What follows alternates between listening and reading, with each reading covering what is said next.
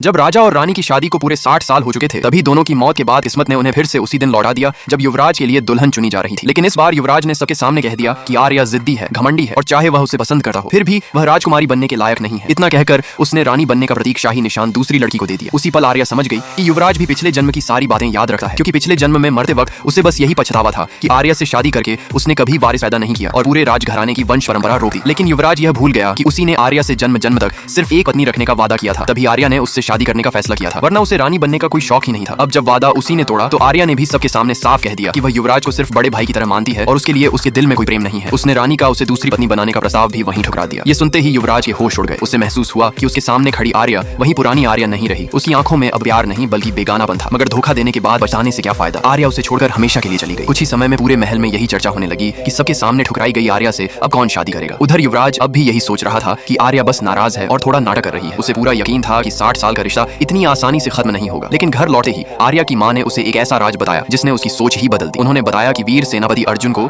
उसके पिता युद्ध भूमि से अनाथ बच्चे की तरह नहीं लाए थे, बल्कि बचपन से ही आर्या का जीवन साथी बनाने के लिए अपने घर में रखा था। तब आर्या को एहसास हुआ कि पिछले जन्म में वह महल में इतनी इज्जत इसलिए नहीं पाती थी क्योंकि राजा उससे बहुत प्यार करता था, बल्कि इसलिए क्योंकि अर्जुन के हाथ में सीमा पर तैनात लाखों सैनिकों की ताकत थी। मगर पिछले जन्म में वह सिर्फ युवराज की मीठी बातों में उलझी रही और अर्जुन के खामोश प्यार को कभी समझ ही नहीं पाई। जब भाई ने पूछा कि क्या वह सच में अर्जुन से शादी करना चाहती है या सिर्फ मजबूरी है, तब आर्या ने मुस्कुराकर कहा कि वह उससे दिल से प्यार करती है और उसी के साथ पूरी जिंदगी बिताना चाहती है। ये सुनकर भाई भी खुश हो गया, लेकिन आर्या के दिल में पिछले जन्म की गलतियों का पछतावा और बढ़ गया। तभी दूसरी तरफ युवराज ने उसे हर हाल में अपने पास रखने के लिए राजा से आदेश निकलवा लिया कि आर्या उसकी दूसरी पत्नी बनेगी और पहली रानी के बराबर सम्मान पाएगी। राजा को लगा कि दोनों पहले से एक दूसरे को चाहते हैं, इसलिए उसने तुरंत मंजूरी दे दी। अगले ही दिन युवराज शाही बारात और ढेर सारे तोहफों के साथ आर्या के घर रिश्ता लेकर पहुंच गया। आर्या के पिता गुस्से से भर उठे, लेकिन आर्या ने साफ कह दिया कि वह अर्जुन से जीवन भर साथ निभाने का वचन दे चुकी है। फिर भी युवराज ने शाही आदेश दिखाकर धमकी दी कि 3 दिन बाद वह उसे अपने साथ ले जाएगा और दिखावे के लिए उसकी सुरक्षा के नाम पर अपने सैनिक भी वहीं छोड़ गया। लेकिन उसे बिल्कुल भी अंदाजा नहीं था कि उसके आने से पहले ही आर्या अपनी दासी के हाथ अर्जुन के पास सीमा पर एक जरूरी संदेश भिजवा चुकी थी। लाइक सब्सक्राइब कर देना, भगवान आपको बहुत खुशी देगा।